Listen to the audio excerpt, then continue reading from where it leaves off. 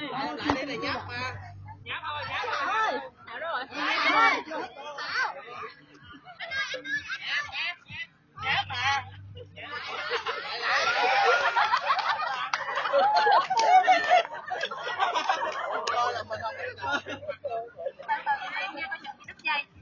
Bắt đầu lại.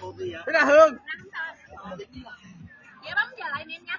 Rồi để em vô luôn cho nó. 2, 3 bắt đầu. Đợi cái nón cho dễ chui. Để nó.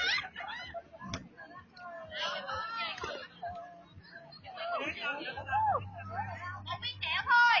Ngậm trong miệng nha. Ngậm trong miệng đi. Rồi. Tiếp theo. Nhanh lên. Rồi.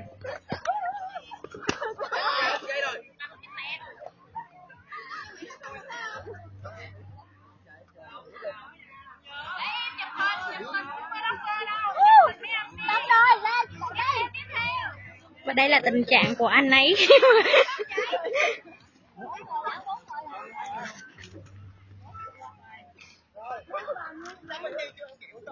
Chưa ăn kẹo mà. Nhanh lên. Cái này chắc phải ghép hình để chặt quá. Chứ bắt được đấm sống vào giùm em. Lấy tay đụng vô. Xong chưa? Cháy hội nghe. Không, cái mặt bự quá, không có vô cái mặt. Lẹ lên, giờ.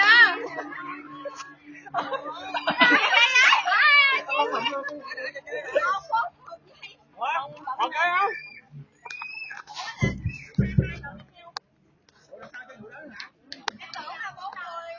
Có này không? Hả? Rồi.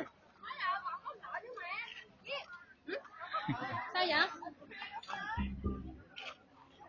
Photographer chuẩn bị cho đây. Go.